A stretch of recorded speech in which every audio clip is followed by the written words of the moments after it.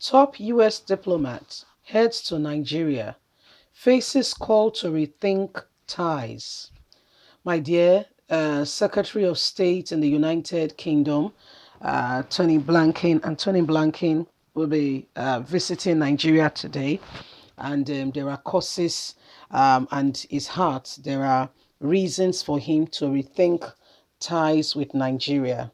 Okay, there are reasons, serious reasons to rethink the ties with Nigeria because human rights abuse and other forms of things being done by the Nigerian government that is not in line with the diplomatic standard of partnership on which terms they've agreed to be partners. You see, when the covenant is broken, there is nothing anymore holding the people together. And so this is really a serious call. As Blinken will be visiting Nigeria today, part of the things is to really rethink American ties with Nigeria. Please do not forget to give us a thumbs up, subscribe if this is your first time. Let's get all the details. Top U.S. diplomat heads to Nigeria facing calls to rethink ties. Secretary of State Anthony Blinken heads to Nigeria today, Thursday, as presented unrest and human rights concerns prompt calls for the rethink of the U.S. relationship with Africa's most populous nation. The top U.S. diplomat is on his first trip to sub-Saharan Africa, where he's looking to champion and campaign President Joe Biden's key partnership and promises of promoting democracy and fighting both climate change and the COVID-19 pandemic. On his first stop, Wednesday in long term, in Kenya, Blinken called for African drives solution to the continent's crisis, including the spurring war in Ethiopia, where Nigerian former President Olusegun Obasanjo has been leading meditation and asking for peace. With 20% of the sub-Saharan African population and its largest economy, Nigeria is critical for any continent-wide strategy, and successive U.S. administrations have counted Nigerian leaders since the restoration of civil society rule in 1999. But U.S. views of Nigeria, already marred by years of violence and rampant corruption, hardened and heated up last year after security forces unleashed deadly violence during the massive protest against police brutality. Biden, in an unusual, forceful statement as a candidate, voiced solidarity with the protesters and urged President Muhammadu Buhari, whom Blinken will meet on Thursday, to rein and to ensure security forces act accordingly. Senator Bo Maswell, a member of the Biden Democrat Party, who chaired the Senate Foreign Relations Committee at the hearing with Blinken, called for the fundamental rethink of the framework of our overall engagement with Nigeria.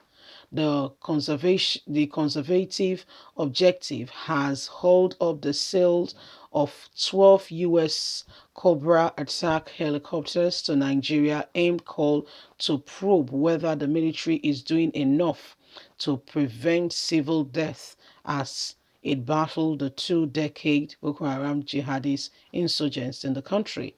But Nigeria recently started receiving a separate shipment of supertanker airplanes after the former President Donald Trump gave the green light to the sales that has been held up by the previous administration of Barack Obama, following Nigeria's accidental strike on a refugee camp that killed more than 100 persons. So the US is actually thinking rethinking their relationship with Nigerian government as a result of gross abuse on human rights and what have you that has been going on. So the US is currently looking at all this, as Blinken will be visiting Nigeria today, to understand if this whole thing is worth it and if Nigeria is keeping to the terms of the contract. Okay? So this is what is happening. Okay? So the US is really thinking about their relationship with Nigeria and really, considering the whole matter and looking at it very critically. Does it really worth it? Does it really worth it? Do we have, do we need to be in this together? Does it really worth it?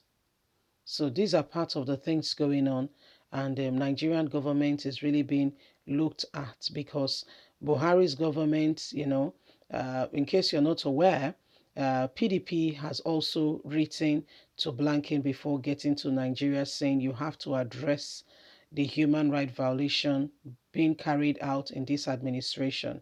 Sadly, it is supposed to be a democratically elected government, but this is one of the most undemocratic governments we've ever seen in recent times. I mean, people who are agitating for different reasons are being treated like animals.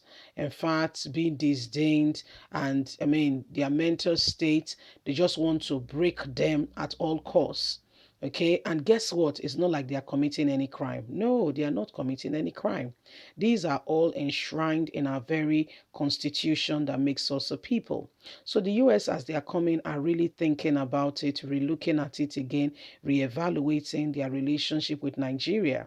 Nigeria is a very strategic country to the rest of the nations of the world, very strategic, most populous, and, living in past glory. We've once had money, okay, those squandered by the very leaders. And I really wondered why the world watch on and watch some of these things happen and really say nothing.